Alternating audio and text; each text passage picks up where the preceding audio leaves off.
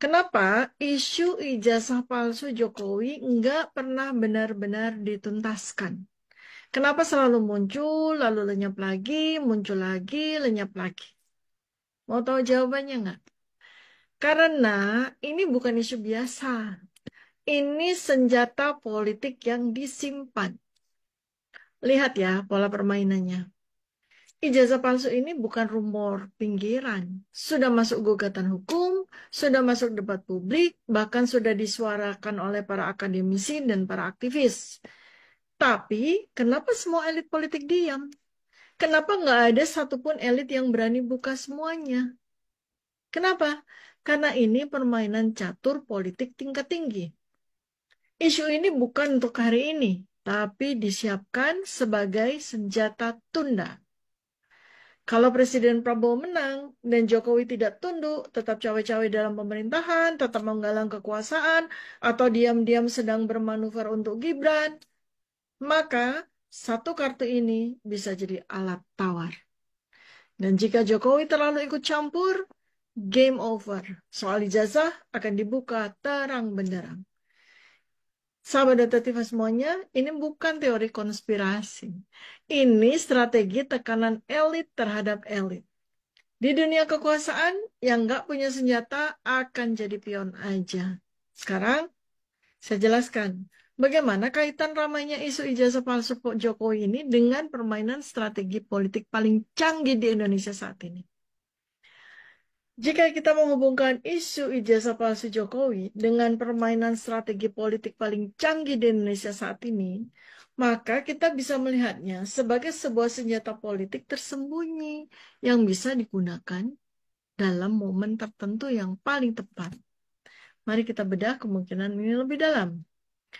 Isu ijazah palsu sebagai senjata tunda. Ini bukan isu baru kan? Udah 10 tahun, tapi mengapa sekarang kembali menguat? Pada heran kan? Ini bisa jadi tanda bahwa ada pihak yang sengaja membiarkan isu ini hidup di bawah radar sebagai senjata politik yang bisa digunakan ketika diperlukan. Jika isu ini terbukti secara hukum, maka Jokowi bisa didelegitimasi yang berdampak besar pada warisan politiknya, termasuk posisi Gibran sebagai wapres. Siapa yang paling diuntungkan jika Jokowi didelegitimasi? Jawabannya, Presiden Prabowo. Presiden Prabowo bisa menggunakan isu ini untuk menekan Jokowi dan Luhut. Jika Presiden Prabowo merasa ada upaya untuk menyingkirkannya, menggantinya dengan Gibran, maka beliau bisa membiarkan isu ini berkembang sebagai alat tawar politik. Jokowi dan Luhut akan merasa tertekan karena jika isu ini semakin besar, maka bisa membuka pintu bagi investigasi lebih lanjut tentang keabsahan kepemimpinan Jokowi. Bisa digunakan untuk melemahkan posisi Gibran. Karena jika Jokowi didelegitimasi, maka posisi Gibran sebagai wapres bisa ikut terancam. Dan isu ini membuat kubu Jokowi lebih defensif seperti yang Anda lihat sekarang. Mereka tidak bisa bergerak agresif terhadap Presiden Prabowo. Inilah yang bisa menjelaskan mengapa pada masa-masa di mana isu ijazah palsu ini mencuat, Luhut berkali-kali menegaskan bahwa Jokowi tidak melanggar konstitusi. Kenapa? Karena mereka ingin meredam potensi serangan lebih lanjut. Omong-omong, bukan omong-omong ya, omong-omong, by the way, siapa yang menghidupkan isu ini sih? Jika isu ijazah palsu kembali muncul di tengah kekhawatiran Jokowi Luhut terhadap Presiden Prabowo, maka kita harus bertanya, siapa ya yang menghembuskannya? Kemungkinan besar ada dua pihak yang berkepentingan dalam isu ini. Satu, kelompok yang ingin melemahkan Jokowi secara langsung, baik dari dalam maupun dari luar pemerintahan. Dua, kelompok yang ingin menjaga Presiden Prabowo tetap kuat dengan cara membuat Jokowi lebih defensif dan kehilangan pengaruh. Jika Presiden Prabowo tidak secara langsung terlibat dalam penyebaran isu ini, maka beliau bisa tetap memanfaatkannya untuk memperkuat posisinya.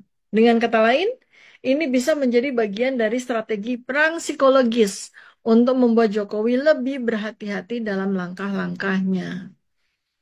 Kemudian, jika isu ini menguat, apa dampaknya? Jika isu ini semakin besar dan mulai berdampak serius, maka ada beberapa kemungkinan yang bisa terjadi. Pertama, Jokowi bisa kehilangan pengaruh politik lebih cepat dari yang diperkirakan. Jika masyarakat mulai percaya bahwa Jokowi tidak sah sebagai presiden, maka ia akan kehilangan legitimasi di mata publik. Ini bisa membuat banyak loyalisnya mulai berpaling ke Presiden Prabowo sebagai kekuatan politik baru. Dan ini akan menjadi domino efek, akan menjadi multiplier efek. Kedua, Gibran bisa terancam secara hukum dan politik. Jika ada konsekuensi hukum dari kasus ijazah palsu ini, maka Gibran bisa terkena dampaknya. Bahkan pada masa-masa bulan-bulan awal dia menjabat sebagai wapres. Ini bisa membuka peluang bagi perubahan susunan kekuasaan di kabinet dan pemerintahan. Kemudian, Luhut bisa kehilangan pengaruh dan menjadi sasaran berikutnya. Jika Jokowi terkena serangan ini, maka Luhut sebagai tokoh utama di balik Jokowi bisa menjadi target berikutnya. Jika Luhut melemah, maka Presiden Prabowo bisa dengan mudah menggantikannya sebagai pemegang kendali penuh di pemerintahan selama 10 tahun terakhir kemarin. Semua ini bisa terjadi tanpa Presiden Prabowo harus bertindak secara langsung. Beliau hanya perlu menunggu dan memanfaatkan momentum. Kesimpulannya ya, apakah ini bagian dari grand strategi Prabowo? Dari semua indikasi yang ada, kemungkinan besar ya, Presiden Prabowo at least sudah mengetahui skenario ini jauh sebelum publik menyadarinya. Jika isu ini semakin besar, Presiden Prabowo bisa tetap diam, membiarkan opini publik berkembang, menjadi organik berkembangnya secara alami, lalu akan bertindak di saat yang tepat.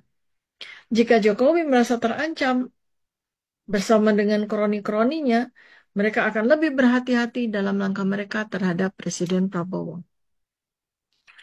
Jika akhirnya ada konsekuensi hukum, Presiden Prabowo bisa tampil sebagai pemimpin yang menyelamatkan negara dari krisis politik.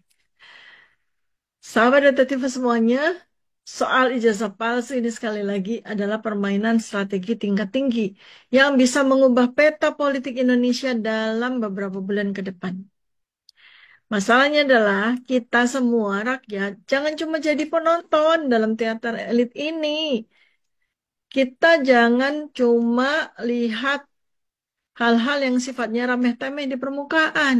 Kita harus super cerdas untuk bisa melihat pola permainan yang dari saling sandera dari sejak awal. Wake up, bangun. Kalau kita nggak menguasai narasi, kita tidak mengerti, kita tidak cerdas berpikir, kita akan terus jadi objek permainan politik tingkat tinggi.